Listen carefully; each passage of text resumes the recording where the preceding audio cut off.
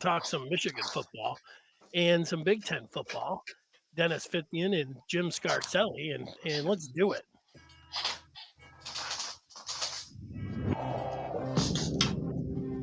Just keep going, keep playing their game. Really, that's what I want to see. I want to see each guy play their game in their style, and it's up to us coaches to put them in the best position to help our team. 956. You can say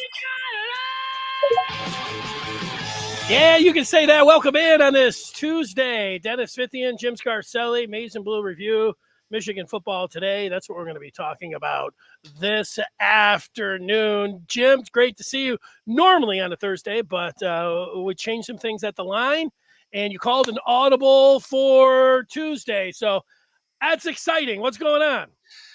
Hey, we're happy. Big win. You know, it was Labor Day yesterday, and every Labor Day I think about Coach Schembechler, guys that played at Michigan. You know, it was always game week, practicing on, it was another Monday, man. It was game week. But Bo used to come out just before we'd go to our meetings and come on the field, and he would always say a few words. But I remember he used this stupid little line every year on Labor Day. He said, "Men, it's Labor Day." And then I remember as a young freshman, I was thinking, wait a minute, what's coming next? Maybe we're going to have a barbecue, or there's going to be hot dogs or something.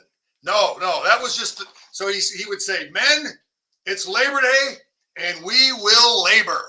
And then he would laugh, the way he used to laugh. But he would say it every year, and it was funny. The guys that played for him all heard that little joke. It reminded me of Coach yesterday when every year on Labor Day. Did you labor yesterday, Jim, or did you just kick back and enjoy the fine Southeast Michigan weather? Yeah, just kind of chilled out and relaxed, enjoyed the holiday, enjoyed the big Michigan win. Well, good. If you're out there and want to join us, you can in a bunch of different ways. If you use the feedback, we put your message up on the screen. We'll debate it. We'll read it. We'll see it, all of that. So will everybody else. If you're on Twitter Spaces and want to get in, want to say something on Twitter, you can tweet something, you can jump in. You know how all that works. What will we be talking about today? Well, it's pretty easy. Jim Scarcelli, Coach Scar, he is the Scar of the Telestrator. He has some plays ready to, they're locked and loaded and ready to be presented on the screen. That's coming up straight ahead. The Big Ten East, how it shook out in week one. We saw everyone out there, and Scar has his scout on what he saw. The camera don't lie. We'll see if our preseason thoughts matched up with what we saw in week one. But Scar, we're going to start with the quarterbacks, and that was what it was on a lot of people's minds on Saturday afternoon, Saturday night, all weekend long, all Labor Day.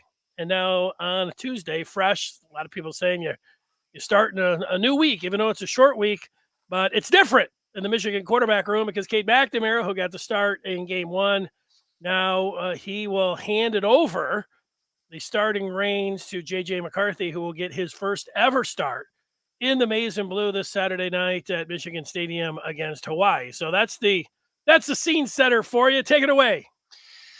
I'll tell you, let me just start off by saying this. My thoughts on the quarterback situation is that I am in total support of whatever Jim does. So I know that might be a weak response, but whatever Jim decides, because he knows the situation better than anybody, I'm for. So let me just make some thoughts based on what I know. And I'm trying to put myself in his position. So you got this guy. We got McNamara. He was the hero of the Rutgers game 2 years ago. He was the quarterback on a team that won 12 wins. I'm going to be real slow, me personally, to hand the clipboard over to this kid. So it's just something for me. It's going to be a slow process to do right away. Now, if I never seen either of these two guys play, just based on what I saw Saturday, it would be pretty. JJ would be the guy because he does so many things. He gives you so many problems, and he would be the guy. The one of the biggest reasons, Denny, and I got to give full disclosure why I've liked the two quarterback thing. I pushed the two quarterback thing, and I don't like to mention this word, but the word is transfer. Okay, I want 2 quarterbacks, and until we get to game 5, a guy can transfer he can play 4 games, and and after that, someone could go into the portal.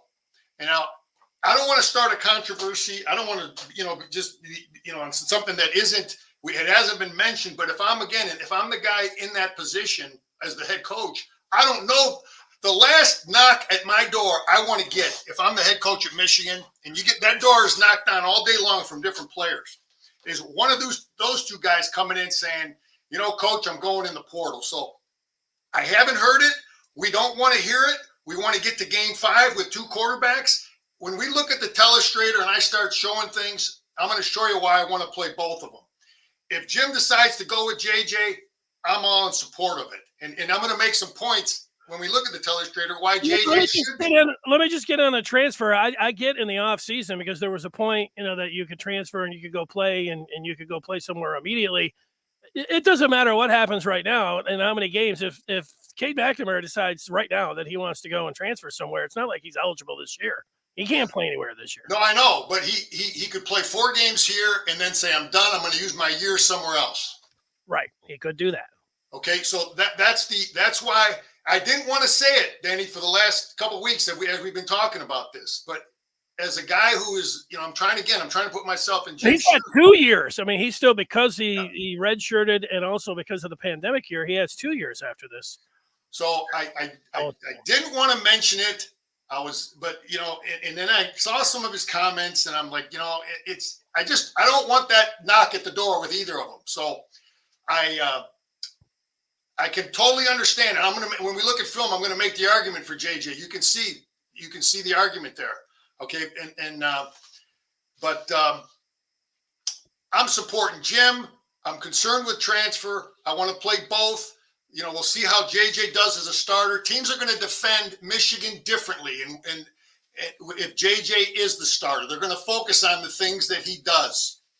And so that's something that we have to also consider. When you are the starter, people will take away some of those runs, off that RPO stuff that he lit up. And but you can't take away his ability to break contain. There's plays he made that Cade McNamara is not going to make, can't ever make.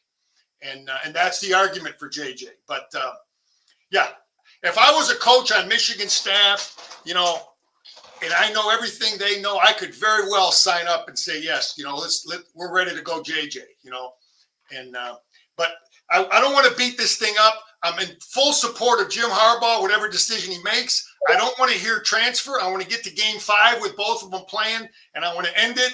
And then, Denny, you can make your final thoughts, and I want to get on to all these other good players that played in this game. Well, before any final thoughts, I just want to jump in on your first 2 points, and you can go on. We don't have to debate it. I would just say, the thing about, being all in, whatever Jim says, that's fine for you. But, I'm going to watch every move and listen to every move that he makes, and then I'm going to have an opinion about it. I do think that this 2-game tryout was fine, and being able to pick a starter after that, I was worried that Harbaugh might try to put both of them out there even a little bit like he did last year, or even play the guy that's in second place even a little bit more. I think that's very dangerous. It doesn't work ever in college football. History is not on Jim Harbaugh's side if he wants to go to that. Very dangerous. I'm totally against that if that's the route that he's going. And he has indicated a few times here that things are open, that he's still open to a lot of different things. However, on Saturday, lost and everybody dogging Cade McNamara, which I didn't think they needed to. It wasn't all that bad in what he said in the post game. I think you should give the guy a break there if you're a Michigan fan. But at one point he said, yeah, Jim has indicated that there wasn't going to be 2 quarterbacks like last year. That was an enlightening statement out of everything that was said in that post game, and everybody getting their panties in a bunch because, Cade wasn't the ultimate Mr. Michigan man up there after he just lost the starting quarterback job. But, that's what I saw from that. And as far as transferring, I get in the spring, you want a great backup. You want to have that. It's valuable. It's worth its weight in gold, especially if your starter gets hurt. So I get how you do things like that in spring.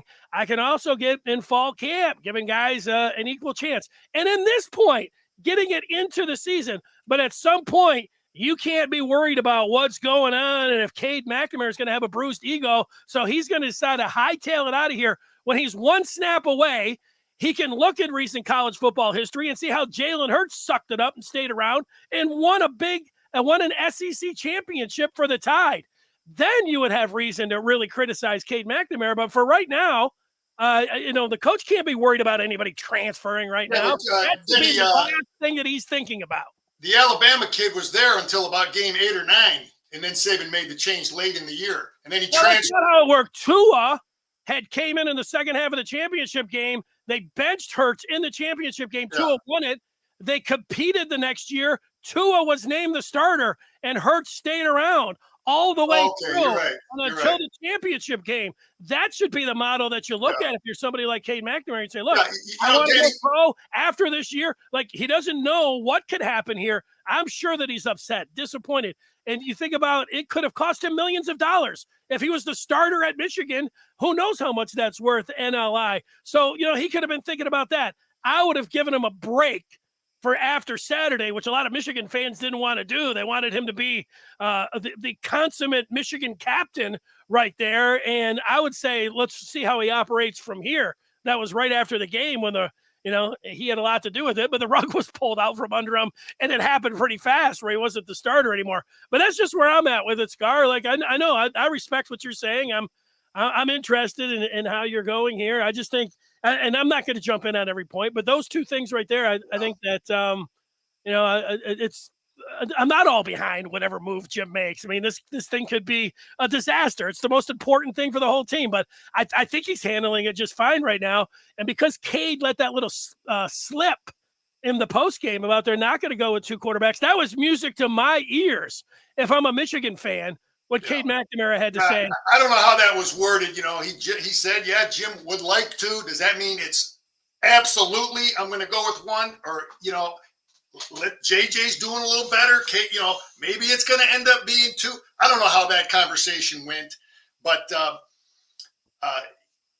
the problem with playing one, I know you're a one, you're focused on one guy. The other guy doesn't get in until you're 35 up, and that tends to lead guys to transferring. So I listen, I made my point. I'm going to show some plays in here where you can make the argument for JJ. Absolutely. But I'm going to also at the same time make the argument for both of them, because a lot of those are JJ, the way he plays football and the things he brings to the table, Denny, is what I would call high risk from injury standpoint. He stresses the defense with his ability to run. And we've got these plays in there that ask him to run. And they are great plays. They stress the defense. They give the defense problems. Absolutely. But there's gonna be collisions. Many times he can run out of bounds. Many times he can slide. And teams are going to defend those plays a lot better than Colorado State did. So it's a high risk. He's a high-risk player from an injury standpoint, and I want two. I hope they both hang around and keep great attitudes. And Jim has got to, Danny, you think about the mental, what's going on with both of them now with, is the crowd going to cheer when JJ make play? Are they going to boo if he makes it in, if Cade has an interception? Jim has got to deal. He's got to be a psychologist now with trying to, keep both of his football team, mentally tough and keep both those guys confident. So again, it gets back to my faith in Jim and in this decision.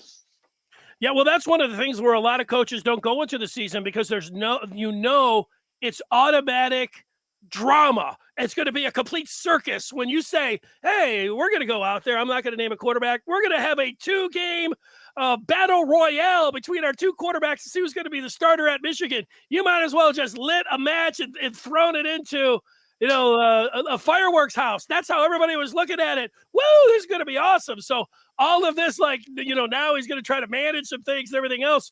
The horse is out of the barn when it comes down, to that part. And I'll just say one more thing, and I know you're probably right, Scar, about the way JJ plays. It's because he's a runner, he's opening himself up to get hit and hurt a lot more. But I'll be damned if I don't watch all the running quarterbacks that get hurt, including Lamar Jackson last year. He was standing in the pocket.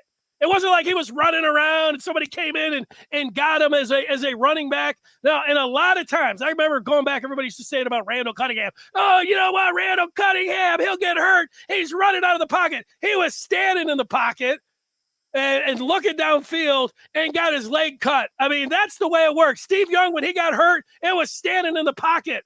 I don't know what the data is, but I would guess that running quarterbacks don't get hurt any more than pro-style quarterbacks. And if they do, it's when they're standing in the pocket. So I know it seems like that, and I know even Jim Harbaugh on Saturday that JJ needs to get down in certain situations, and he only has to look back to Dylan McCaffrey, who didn't want to go down as a quarterback and was leaning into guys and trying to bust them up with his shoulder. I know, guys like to do that, go for the extra yard. Matt Stafford liked to do that at times, but I don't know. That was just something that I was thinking. Yeah, Danny, I'm going to share a quick little. Listen, I'm an old 25-year high school coach. I'm going to share a conversation I had many times with opposing coaches. I played against guys that had spread offenses. They ran the heck out of their quarterback. Their one quarterback. They did great things with them. They were tough to defend because the kid could throw, he could run, and they ran him a lot.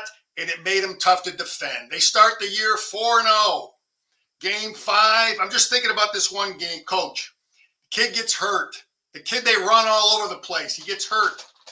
And now they lose that game. They lose a couple more. And then now they play us. And I meet him before the game. He's lost the last 3 games since his Superman quarterback who runs all over the place got hurt. And I talked to him before the game. And I say, Coach, how you doing? And he says, well, we had some bad luck.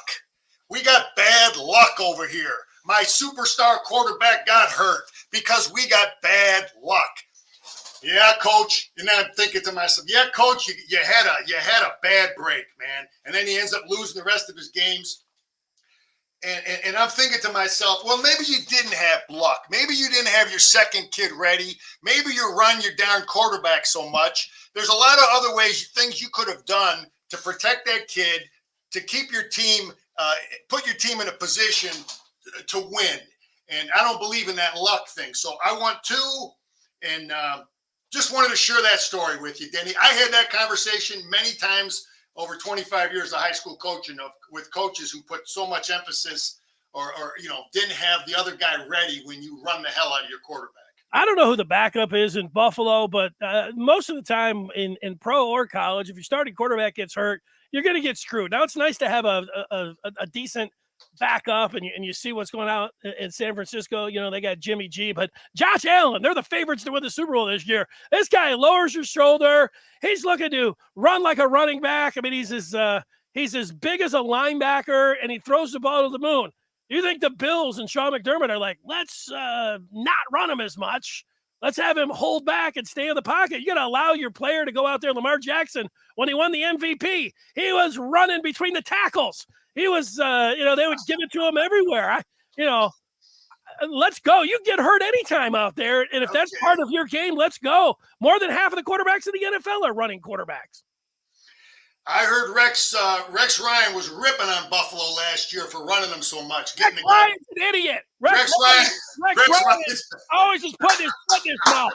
He does. He puts his foot in his mouth. He's lucky he stayed around because he's got a little personality. I think he might be a good coordinator, but he was a terrible head coach. Anyway, if I'm coaching, I want to be able to that Buffalo offense to run the ball without running this kid so much. But yeah, anyway, when we get into the plays, I'm going to show you some reasons why JJ should be the man and reasons why we need both. I'm going to show you when we get into some of those plays. All right. Oh, you want me to put that screen up there? You want to go to the Telestrator now? Well, let me hear you have some more on the quarter. I want you to get to the, I kind of interrupted you a bunch there. I gave my point. I got total faith in Jim. I like both quarterbacks. I don't want to defend JJ, and I get it, man. While you get the Telestrator out there, I can see in the window it's both of us there. So you don't have that Telestrator screen up there. I want to ask you if you heard Cade McNamara along with his teammates in the post game. Mike Morris was up there I don't know who else. It might have just been Morris and Cade McNamara, but a lot of Michigan fans, I was really surprised at how many, maybe not right after the game, were really critical of Cade McNamara. Like, he didn't act like a captain, everything from being, whiny and bitchy and a crybaby, not a Michigan man, not very captain, like all those things. And, I went in and tried to tell people, like, look, it was right after a game. Guy just lost his look like, and he was feeling that. And didn't go out there and say to hell with JJ or Jim Harbaugh's a jerk. He didn't say any of those things. I mean, he just wasn't the ultimate Michigan man, and people were still boo-hooing him after the game. I wonder if you saw that, and were you thinking, he's not being the greatest teammate here? I didn't read every quote, Danny, and I didn't hear his interview, man. And he's got some hurt feelings, and he's going to have to just get mentally tough and do the things that he said he went through it with Joe Milton. He's going to have to do it again. You're going to have to get mentally tough, and like everybody else on that team, competing for playing time. And I just hope the crowd at Michigan Stadium supports both of these guys, supports this team. And I don't care what the media says about the situation. I want, when them guys are playing in front of our home crowd, that the fans are supporting our team, regardless of who's at quarterback. Okay. I think that is fair by you, Scar. A fair request as well. As we look right now, I'm going to be on the clock. All right, I got to make a pick in a fantasy draft. All right, let's put the screen up here. It's my final pick. Go ahead, Scar. What are we looking at? Well, I just want to point out that McGregor here did some good things. He, in my opinion, is the best edge pass rusher for Michigan. I thought he did some good things. We didn't have much success at all against their left tackle. Everybody got happy against their right tackle here. But I'm going to run this thing. He makes the quarterback step up in the pocket, beats this kid just to get him to move. Now, the quarterback makes a bad throw, but I always want to, you want to try to get the quarterback move from his spot. This was impressive because this was the only time we beat this tackle. I'm going to get into this. This kid was pretty good, and we didn't. All of our success came against their right tackle, but he beats him. McGregor beats him. I think he's our best edge rusher right now. He makes him step up, and we get the interception, catch the ball. Good job. Everybody's blocking here. That stuff is coached. Don't clip, Mozzie. Get a nice return. Great deal there. Anything, Denny? If you want to see more of a play, but otherwise, I'm going to go on to the next one. I thought that was a good job by McGregor. Good pressure there. What was your word when you were a coach and your team intercepted it? I remember you used to say bingo. Oh, Denny, that is the most overrated thing in football, because can you imagine playing in front of 100,000 people and you think anybody's hearing anything? No. So you just have to know. You just have to know it's time to look for somebody and block. Don't clip, and see if you can get a block. You just do that. You don't need any bingo words. All right. Yeah. So let's get this thing back. All right, what's going on here? Pause it here. All right, I want to look. I'll just say this while you're queuing it up. It's I'm pretty good at contacts, and I'm not going to go overboard and anything else, but and it's really hard not to go overboard when you even say this. Even before I say it, I feel like oh boy, Braden McGregor looks a little bit like Hayden Hutchinson, and just that particular rep. I mean, he's got the size. He got off the ball really good. He used a great move. He made a beeline towards the quarterback and then lunged at him and was able to put the pressure on him. He looked like number 97 out there. So that we know that was just one play, one rep. It was Colorado State, but I liked what I saw there for Braden McGregor. Yeah, I met him. I shook his hand. He's as big as he's tall. He's this good 6'6" kid. I love this play. I want to show you the athleticism of our center here. This is an inside zone. We had good success running inside zone in the power play. I just want you to watch the athleticism of our center here. He's gonna secure this gap. He's gonna help double on the 3 technique, and he's got the athleticism to come off on the linebacker. And this is why you want athletic offensive linemen that can come and get to a linebacker. Okay, and we got and Barnhart up here too. He's able to come off and get to a linebacker. But this shows toughness, and just watch our center come off, get to the linebacker, and then watch how he finishes here, puts the kid on his back. You know, it's a 7-yard run, but it's beautiful. I just thought that was great. Great job by our center here. Let's get to another play I like. Well, the one thing we can say about the center now, it took a while, but now that we have one game in the books, we do know how to say his name. Now, you can just say Olu for his first name, or you can call him Aluskin, because that's his name. But while it looked like Olawatimi, it is pronounced Olawatimi. Olawatimi for those that are scoring at home. And it's a good name to know because he is the real deal. And that was a little nice secondary move there, getting up into the second level by 55 there. Good job, Jim. I want to point this play out because we ran this exact play. I'm going to show it. We run it for a touchdown. We ran the exact play the play before and picked up 2 yards. They basically stopped it. And a lot of times coaches will get away from something, but they made a minor adjustment. The running back read it a little different, and it's a touchdown. We get the nice kick out up here, and I'm going to go through it slow, and I'm going to show you, the little adjustment, the little tweak that we made. But this is our number one run play. And Jim talked about Keegan having a great game. So now we're pulling the play side guard. Keegan had a great game. He's going to come and kick out the first thing he sees. And now we're pulling the backside tackle. Okay, we're pulling the backside tackle, 77 here. Or no, they're pulling 55, and we're going to try to get 71 up in here too. So we're pulling the play side guard in the center. Play side guard in the center. The play side guard is going to look, and he's going to read this block, hopefully kick him out. If that's the way he's playing it, he reads it, he kicks him out. Ulu's going to come in here and read this guy. If he comes upfield, he'll drive him to the sideline. If he can get his left shoulder on him and seal him inside like he does there, he will. Now, the adjustment Cora made is instead of coming back inside, he uses his speed and beats him to the pylon. The play before, he kind of got bottled up. But we ran the same play 2 times in a row. I kind of like that as a coach because a lot of times when you stop a play, defenses think, oh, we're not going to see it again. And they came right back to it, which is good. I want to show you this play because this bugged me. They did this twice, and Minter covered it, and he talked about it in his press conference there, what he said after the game. Let's get to this play here. All right. Now this is a little drag route, and we got a coverage here.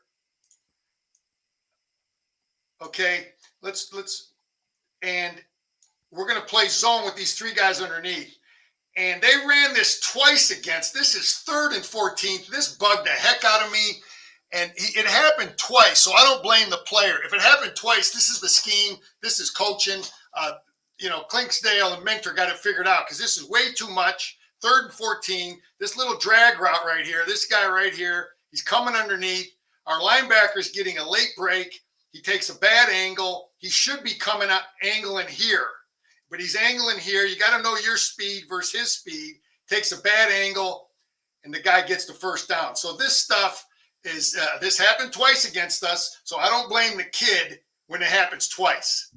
You understand, Denny? You blame the kid if it happens once. If it happens again, then it's the scheme. You're not coaching it properly. I'm having flashbacks to that year that Indiana did it against Michigan, and then Ohio State worked them over on those crossing routes. That was a few years ago. Yeah. Maybe 2019. So, crossing routes are tough. Would you like them to position the safety a little closer to the line of scrimmage, or what would you say? I'm having a little technical issue. I can't clear my deal here. He just has to feel it better. And Denny, the coaches didn't emphasize. He's got to loosen quicker and feel it. I'll show you another play later. Now, this is something I didn't notice it when the game was going on. Michigan was subbing a lot of edge guys in here in passing situations. Okay, now here we're running a stunt. We're going to ask this inside kid, Barry, the defensive lineman. You remember the Northwestern game last week when I told you how they asked him to contain, 300-pound guy to contain, and he lost contain? Yeah. Well, our guy, he's a young kid, and he's going to lose contain, and it's going to be a first down. And we got to get this straightened out. Coaches will get it figured out, but let's walk it through slowly. They bring a little stunt. They're bringing a linebacker from here. We got 4 at the line, but we're bringing a guy out here. Okay, so we're bringing a guy off the edge, and we do a good job. We get him to flush. Okay, but Barry, for some reason, he's peeking inside. He's right here. He's peeking inside, and he gets in trouble now. Looking and see how he looked inside, Denny? Well, I guess he should have been leveraging that, not getting inside those. Yeah, he should have been working outside of this thing. He should have stayed outside of this tackle right here. He should have stayed outside, keep the quarterback inside the defense, and it'd have been a sack. But he's taking an inside go on that tackle, and he's rolling the dice with other people's money. It looks like he almost beat a double team there. Maybe he got a little bit too excited. Yeah, but Denny, he's got to contain. You have to contain. I believe you. I believe you. I don't know. You have to contain. He's not out here containing, and he loses contain. And he's a young kid. He's a defensive lineman. That's why I saw a lot of what Michigan did. They substituted a lot of. Let me get to the next play here. I want to show. Let's see. We got that. Rayshon Benny is the player that you were showing there, number 26, who did show some, in particular, he lost contain there, but he was in and made a few plays. I like. Oh yeah, he's a good player. He uses his hands well, and he comes off blocks. He's going to be fine. Okay, here's more pressure. Now let's take a look at this again. We got a 4-man front. Let's see how we bring the pressure. We bring a backer from out here. We end up dropping a nose guard. Okay, we drop a nose guard, and we bring 2 backers off the edge. This gives him an inside go now, Denny. He can go inside on this tackle because this guy is going to contain. These are the stunts I always liked as a defensive end because now I get a chance to go inside. So Harrell now has an inside go on this tackle. He beats him clean, and he gets the pressure. And that's a stunt that allowed an edge player to take an inside go on this tackle here. Now, we had a field day on this kid, but this is a good pressure, good stunt, and we get both of our edge players they had inside goes on their tackles. So they're letting him take an inside go on this tackle. They're letting him take an inside go because these guys are both containing, right? This guy can take an inside go. This guy can take an inside go. He's containing. As a defensive end, you like this because it gives you a chance to finally go inside of an offensive tackle. We drop our nose guard and we get pressure. That's a scheme stunt. No one really just beat a guy. Scheme. Yeah, so it looked like that was Taylor Upshaw that they backed out of there. I was saying, man, who do they have as a defensive tackle that they want to drop out into? Well, that's why you recruit athletic guys, Denny. Yeah, that's why you recruit athletic guys, and you do stuff like that. But what they were doing was they were putting a lot of edge players in at the 3 technique and 1 technique positions on pass situations. Take a look at All's catch. Cade puts this ball right in a small window here. There's a small window there. He throws it away. It's just like basketball, Denny. This kind of a pass, you just want to throw it away from the defender. Not so much to your guy, away from the defender. He's got a small window down there. He throws it low because he has to throw it low, away from the defender. Alls makes a nice catch. Nice run, secure the ball. People like to strip it from behind. Let's get in the second half. There's some plays I liked. While you're looking for that, I wonder this. I just thought about Cade McNamara, thinking back and watching the game on Saturday, because he threw on the all where there was the guy was draped all over him, and the defender was able to get in and knock the ball away from All. And on that one, he threw such a nice pass, and All went down and was able to to grab that one, but the guy was right on him. I wonder, Cade seems like, and I don't know if that's a good thing to have, being able to deliver the ball when somebody looks like they're completely covered and throwing him the ball, or should he be coming off that player and looking for somebody else? I know it worked right there, but it seems to me that just flashed across my mind that Cade might throw the ball when somebody's covered. And, I guess it's a pretty good thing to be able to do, where you can have the ball placement and where you still give somebody a chance when it's covered, but they can also knock it away. Of course, they get intercepted. I wonder if he should have come off that particular. Yeah, I don't know how much time, maybe because it was such a short throw, Denny. It was only probably 10 yards from him. He could be real accurate with that short throw. I don't know. He made the decision quickly. This is another power play that's run beautifully. We got the young back in there, Stokes. Let's go through it. Now we get the nice down block here. These guys, we just do such a good job. Point of attack. We want movement, Denny. We want to move this guy right here. You got it? We want to knock him into the referee right here. Okay, so we're going to pull. Now we're pulling the backside guard and the backside tackle. We're pulling Keegan and we're pulling Jones. This is why I like the athletic tackle. We're pulling the backside. Now, who's in the game? Is that JJ in the game? That's Stokes, the freshman. Oh, but who's the quarterback? Oh, sorry. Yeah, that's JJ. That's JJ. Okay, this is again. Let's take a look. Okay, so we're pulling the backside guard. He gets a nice kick out, and Jones is reading his block. How is this guy taking on our guard? He sees Keegan's going to kick him out, so he's going to lead through. The back is reading the block. Jones blocks him real nice. Yeah, he did. And so that is a perfectly well executed play. The thing why I wanted to see who the quarterback is, and this is what these guys are going to be looking at, is when JJ's in the game, how much of this backside defense is honoring the fake that he might pull it out here. You understand what I'm saying, Denny? Sure. See, when Cade's in the game to compare to when JJ's in the game, look how this guy's fanning out. Look at are these guys fanning out more, with JJ in the game. So anyway, this is a well executed play. I wanted to show it. I like the young back in there. Yeah. It was a good deal. Well run play. Let's get to okay. Here's great job by Trente Jones, and Zach Center is a good athlete. You can see him. We know how good he is. Probably their best offensive lineman. But man, that was some good footwork and being able to get down the line like that and get to the second level by Trente Jones. Nice. Yeah, that's that's why you want athletic tackles. That's why everybody wants these big guys that can still run. And it was his first start. Some questions, pass protection at times, but I like the way he runs the darn power play. He's in there because he can do that. This is they ran this play early in the game.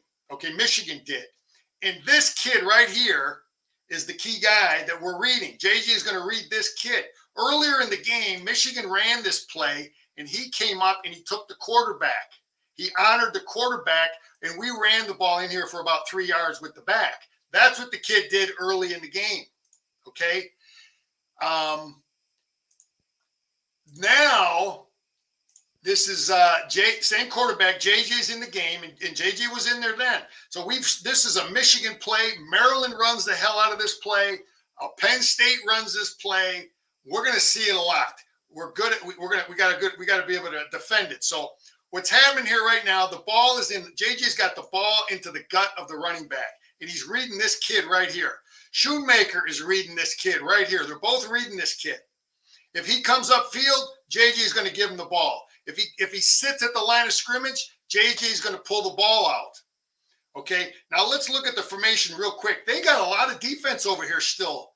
We got an unbalanced formation. We only got a guard and a tackle here, and we got 4 receivers on this side. But we're still running the ball over here. Okay, even though they got 3 defenders there. So JJ is reading this kid at the line of scrimmage. He comes underneath, so he's going to pull it out. And now we get a nice block on Shoemaker. And this is the stuff that you're just not going to get from Cade McNamara. You're just not going to get it. JJ can run. He outruns a safety here for a touchdown. Okay, but the question that I want everyone to understand is when you know you're defending JJ and you keep doing stuff like this, teams are going to work on taking him away. They're going to probably defend and play games. If I was coaching Michigan's defense, and I know Iowa and some of these people, they're going to be a lot smarter and do things. They're going to play games with this kid. Okay, if I was coaching this defense, I would play games with him to make it hard for his read, to try to put the quarterback in conflict, to try to create problems here, to get fake like I'm coming and sitting on that line, and then at the last second pop up and maybe work upfield on that tight end. And Iowa will do those kind of things. That's why I just want people to be a little cautious about the success we have on some of these plays. I love it. JJ can do it. It's a beautiful thing. I don't want him getting hit. But any thoughts on that play, Denny?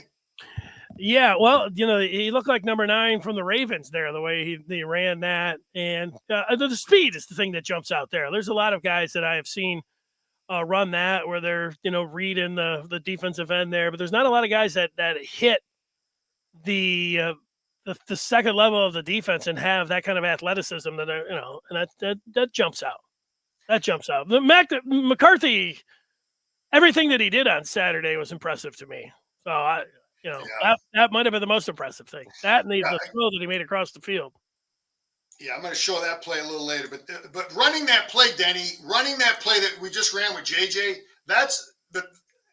many times he can run out of bounds, but sometimes there's going to be collisions, and those are the plays. I want to limit his collision. This is this crossing pattern again, 1st and 10. They got us 3rd and 14. It happened again. It happens twice. Now you don't blame the kid. So this guy should have, in my opinion, but this is how it's probably coached. It hasn't been emphasized enough. He's got to drop and then get some width. So let's run the play. He's dropping, and they're running the same crossing pattern, and this guy takes a bad angle too. Again, 15 yards, 16 yards on a little crossing pattern. It happened twice, Coach. Figure it out. Coach Clinksdale, Coach Minner. We can't be blaming kids all day, right, Danny? It's a team effort, Anyway, I used to get mad at my coaches when they wanted to blame kids all the time. It's coaches too, man. Anyway, that's got to get corrected. That was a problem. They hit that twice on us. What else do I have here? 120. Smith almost tore that guy apart. All right, here's another JJ run. Let's take a look at this. This is how they defend it now. Same play, same stuff. And let's take a look real slow and break it down. We run the heck out of this play.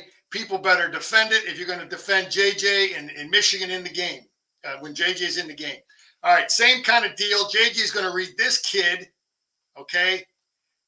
And let's see how the tight end is coming. And now he's sitting, right, Danny? So what's he going to do? Is he going to give the ball to the back, or is he going to pull it if he sits? If he sits, he's going to take it himself. That's right. He's going to sit. Shooney sees it. He's sitting, so he's not even going to bother him. He's not going to block him at all. And our receiver here, this is the second time this kid did this in this game. Anthony, he reads that the corner is trying to fire this gap and beat him inside. And Anthony blocks him without clipping him. That's just tough. It's close to clipping him. Don't clip him, but he blocks him. JJ reads it, pulls it out. And now, again, the tight end is saying, okay, if he sits there, I know that I don't have to block him because I know how fast JJ is. Okay, if this guy steps out, maybe he block him, but he knows how fast JJ is, and he doesn't catch. And he knows JJ outrun him, and this is a nice run in here. That play is a pain in the butt. It's one of the reasons you could make the argument for JJ to start. Okay, but it's also the same argument because he's going to take hits. You got to have the second guy ready. Oh, I like this throw. Okay, there's a nice throw by JJ. Yeah, let's see that one. Well, here's a nice run inside. I'm going to show you this play, why I like this play. This is Edwards. Okay, now the reason I like this play is this is the power play. We've got a tight double guard tackle, tight end wing here. We're going to cave this whole side down in here. Try to wall it down inside and kick out. We're pulling the backside guard. So this play is designed to hit in here. Okay, we got jet motion. What the jet motion does is it widens the defense. These guys are feeling this jet motion. You know, he could pitch the ball to him, so they got to honor it a little bit. He could pitch it forward, and it could be a jet sweep this way. But these guys are kind of running out a little bit too far. Okay, we're going to the right guard is Keegan, and he's going to kick out inside here off the butt of the tight end. But the defense is running out too far. Edwards sees it. Instead of trying to force the ball in here, he cuts it back inside. Get a great job by our tight end, 84, Honigsberg. He sees, watch 84 right here. He sees this linebacker running out of there. So instead of trying to beat him to the spot here, he works inside. He seals him off inside, and now there's a nice alley in here and Edwards reads it. He sees, hey, the play's supposed to go here, but the defense is over pursuing. I'm going to cut it back inside, and that's what he does. So that's a great job by Honigberg and a great job by Edwards to read that play. Okay. Yeah, and there was one thing watching, and there was a lot of discussion in the offseason about it, was who was going to run the ball between the tackles for Michigan, who was going to be their big back, who was going to be their short yardage back, because Haskins handled all that duty last year.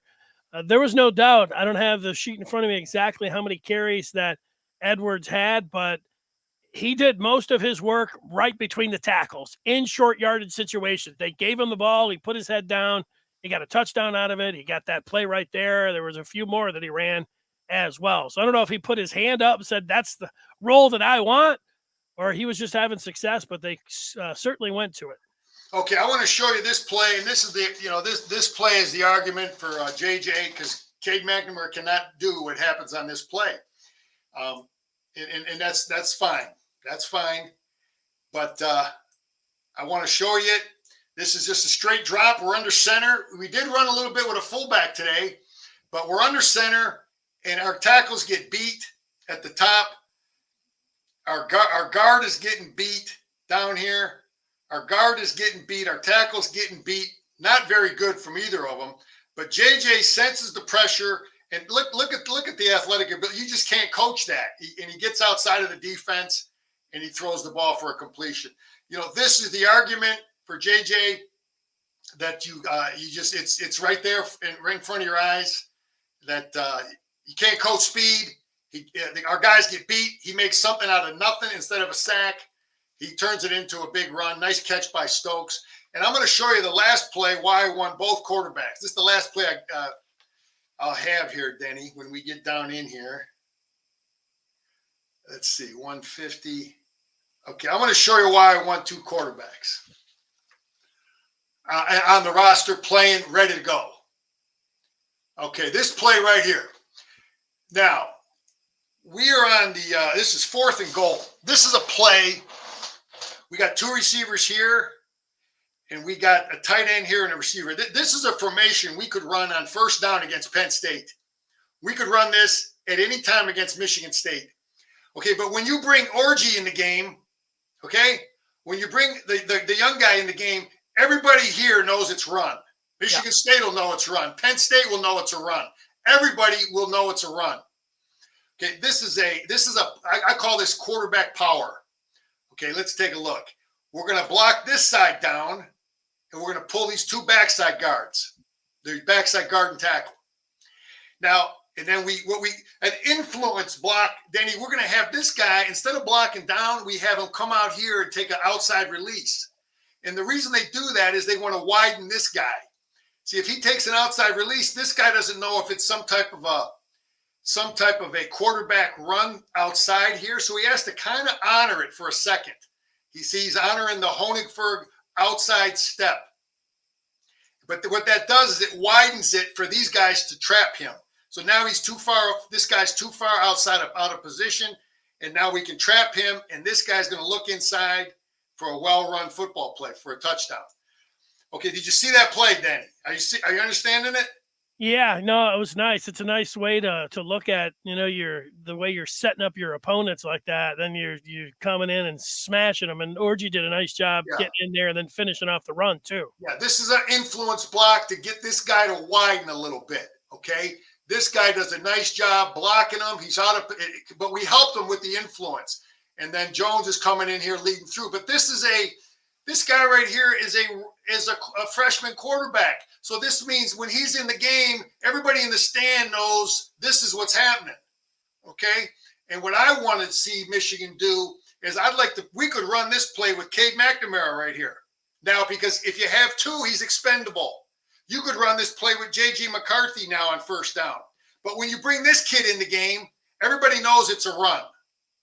You follow me why I want to, Denny? Well, if somebody gets hit, if Cade gets hit, guess what? We got J.J. If J.J. runs this play on first down, I want to run this play against Penn State with J.J. in the game or Cade in the game. I'm going to leave it on that. That's the end of my Telestrator for today. I don't want to run it with the freshmen where the whole county knows it's a run. Well, the thing I want to do is have Orgy in there, and then when it gets to be a game against Penn State or it gets to be a game against even Ohio State, put Orgy in there and everybody thinks it's run. Well, he's actually a quarterback who can throw the ball as well. That was the whole thing with the Wildcat. You can use the Wildcat if you have the threat of throwing the football from that running back. That's when it works. Orgy, have the next 10 times that he does that, run the ball. But in one of those big games, have him throw it. Well, hey, I'm just telling you what my thoughts. I don't think the coaches have the confidence in him right away. But if you put those other two guys in there, they got to play run, they got to play pass, and that's that. I hear you. Before we go any further and look at some of the Big Ten East games over the weekend, I want to remind you that if you like playing the odds, you like looking at the games, well, then you should always listen to Scar because he is off to a 100% winning clip. He is 2-0 on his picks of the week. On Fridays, right here on the Maize and Blue Review, we have a Sharpening the Edge podcast where we go through a litany of games. We have our 3 favorite games. We have a lock of the week. We've got a parlay. We've got all those sort of things. It debuted this past Friday. We'll see you again this Monday for that. All right, Scar, we did have some Big Ten action over the weekend.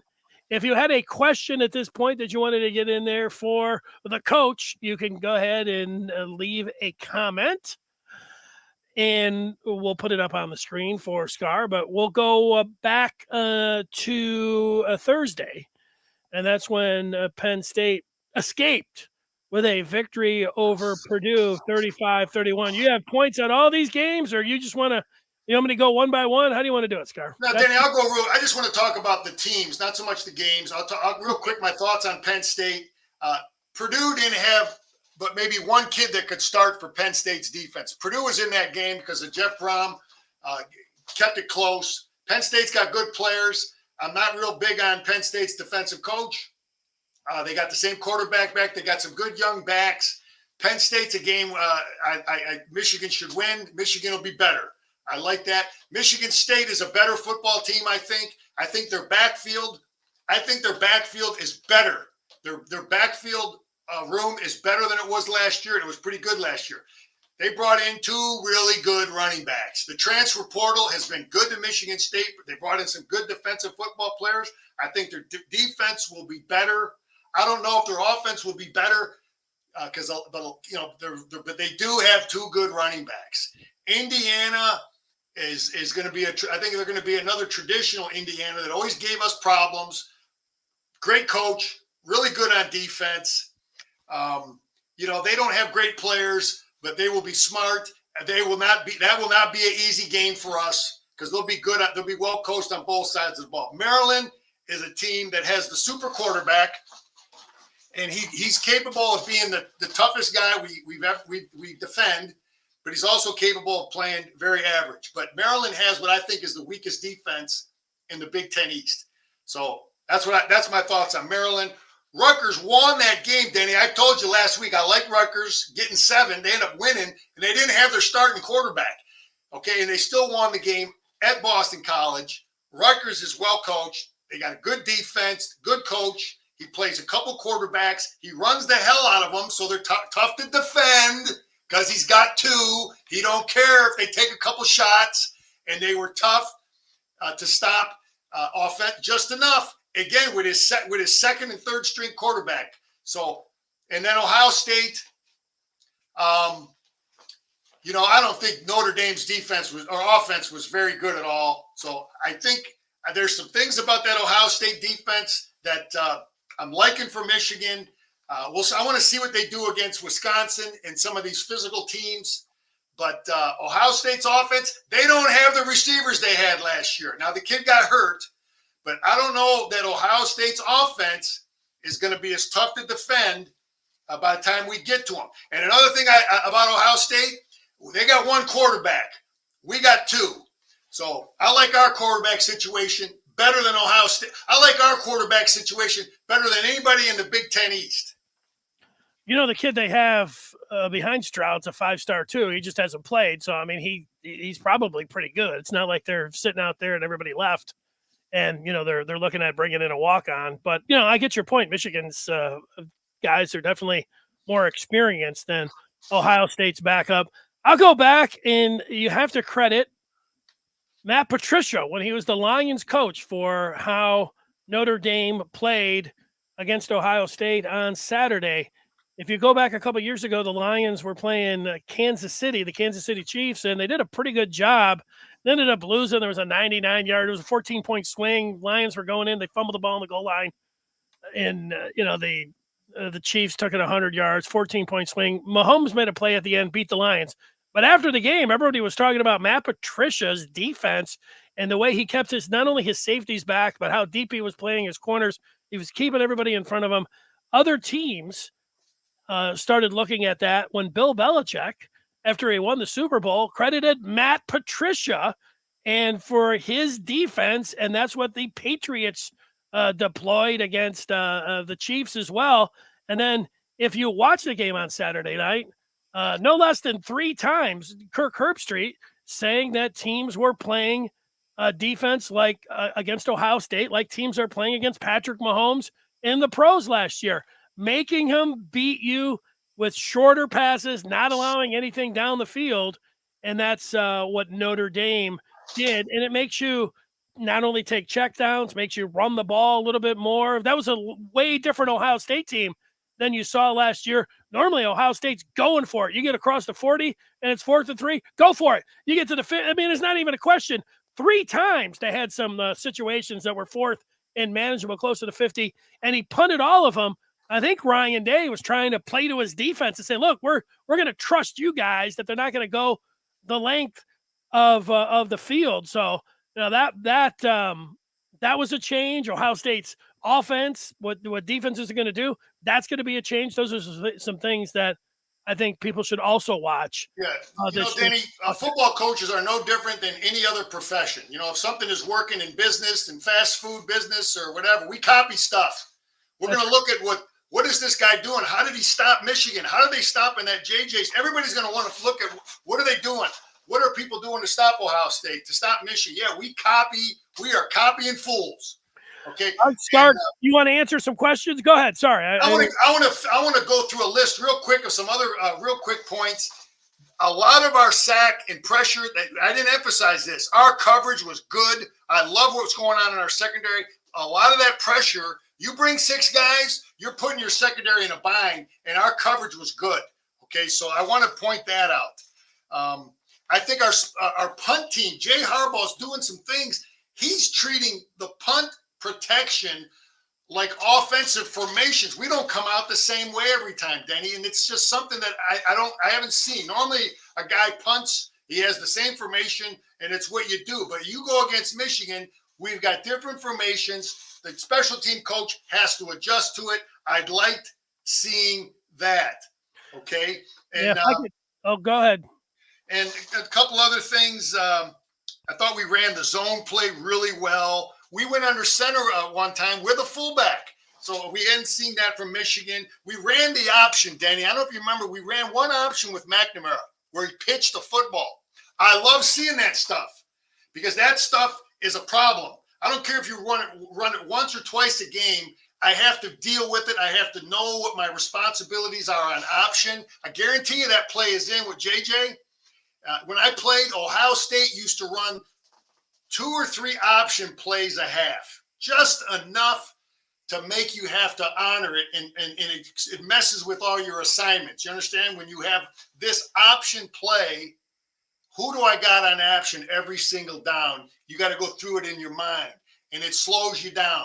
And I like that we got it in the playbook. I saw it. There's, some good stuff there, but hopefully people liked what we did on the Telestrator here. Explain some things. Yeah, I thought it was great. I also think that you need to credit Michigan's conditioning. They said the one guy there at the halftime coming back said it felt like 100 degrees down there on the field. It was a hot day. You didn't have people cramping up. That's the training staff keeping them hydrated, but you didn't have guys rolling all over the field like you see a lot of times in these early September or late August games. I thought that was impressive. They played close to 90 players, 86 guys. That was good. I thought the preparation overall, when you've got a new offensive coordinator and you might have 2 of those guys that might be calling in plays with Sharon Moore, with Matt Weiss, the operation on that, they didn't have any issues when you're talking about substitutions. We know that was an issue last year for Mike McDonald against Michigan State, but they were exchanging players over there. What do they call that? The sideline operation? You coaches, if they go back, I don't know if they give themselves a grade on how they go through all that, getting the plays in, but they didn't have any substitution issues. And if you look, and I know it was a bigger game with LSU playing Florida State, Brian Kelly, if his special teams coach just works on kicking protection, LSU wins that game. They certainly would have gone into overtime. They had 2 kicks blocked, 1 on the extra point at the end, and it just came down. It wasn't a superhuman play. They just had guys missing their assignments in protection. So you had that a lot of times with special teams in the preseason, and Michigan didn't have any of those. They only committed 1 penalty on offense. So all of those kind of things. They didn't have any turnovers, low penalties and turnovers. Coaches love that kind of stuff. So all of those other things, they blew them out. And everybody got to play. That was all good, but a lot of good things in the operation that you might be upset about. They say you have to clean up or whatever else, but there are a lot of good things I'm sure that they liked when they went back and watched the tape. Yeah, that stuff can be all chaotic. Your substitutions, especially if you have a guy who's on a special team. He's on this team. He's a backup linebacker, and then he's on the punt team or he's on punt return. You got to have that stuff. All has to be sharp. You don't want to take a time out there. But Denny, my pick of the week. Okay, I really like the Duke defensive. Actually, he's the head coach, but he was a really good defensive coach. I watched him against Temple. He's a good defensive coach. They go against Northwestern, another good defensive coach. The line was 56, the over-under. I like under, Duke, Northwestern, 2 really, really good defensive coaches. The game's going to be, it's going to be a 21-13 type game. 21-13. So you like Duke as your play. Danny, let me comment about this. Jeremy's thoughts here. First time in 6 years, Michigan, no conference schedule. Nobody felt bad when we were playing NDL. Okay, let me say this. The problem with the Colorado State game, the problem with Hawaii, and the problem with Connecticut is we really, really don't know what our flaws are. We just don't, because you really haven't been tested. To rush against a Notre Dame tackle, or a Washington tackle, or covered, and that was what Bo. I remember Bo always used to like that, the idea of playing Notre Dame early in the year, because he knew where his team stood. You know where your problems are. You know what you got to correct. I don't know what we really learned from the Colorado State games in a lot of ways. We think we're pretty good, but we really didn't get punched in the mouth like we will when Maryland comes in or we go to Iowa. Yeah, for sure. I think this is one of these things that Yakov talking about being embarrassed by the schedule this year and next year. Well, at this point, we have seen other teams do it over the years, schedule real easy non-conferences, and what do? They get lambasted. They get lambasted by the media all off season.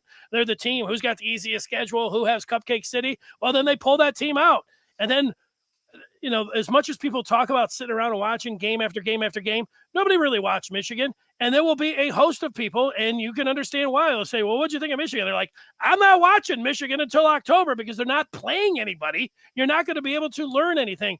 So you have to know that going in, that no matter what you do, you could win again this week 60-0.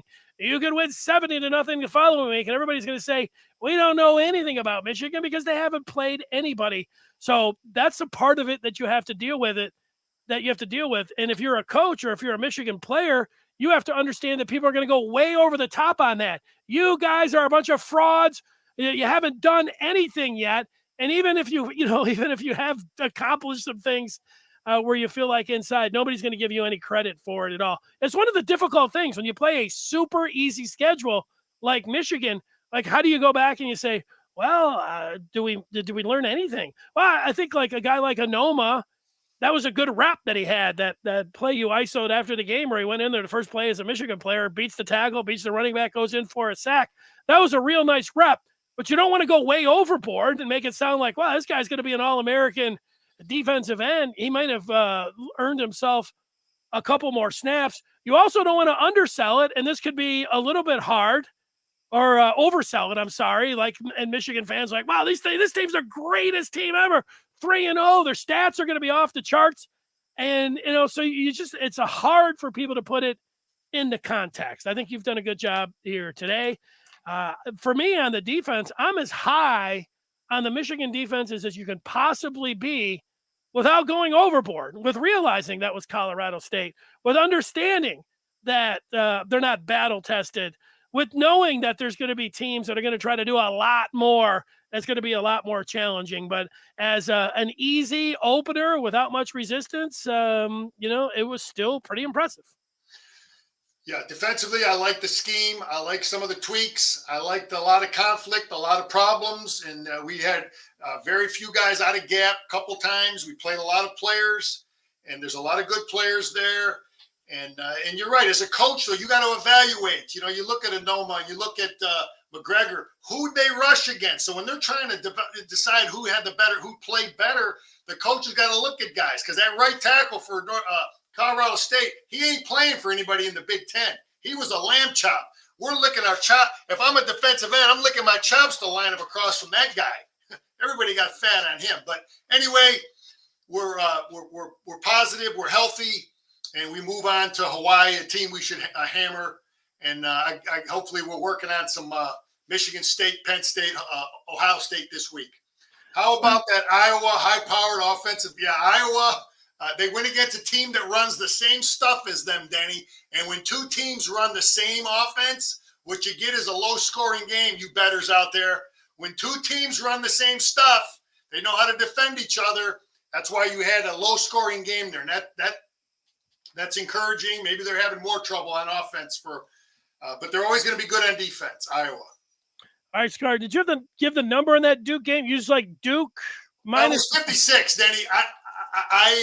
you like the under in the Duke game. I like the under in the Duke Northwestern. I think it's going to be a low-scoring game. I like both defensive coaches. The guy who's at Duke he was at Notre Dame. He was at Texas A&M. I watched him against Temple, and they're good. They play. His players don't have the best players, but they play with great technique. And Fitzgerald is a good defensive coach. So Scar's 2-0. Win some money. Sounds good. All right, Scar, it's always great. Great job today. Can't wait to talk with you next week, maybe after the Michigan-Hawaii game. We'll see you on that. All right, take care. All right, go Blue. There you go.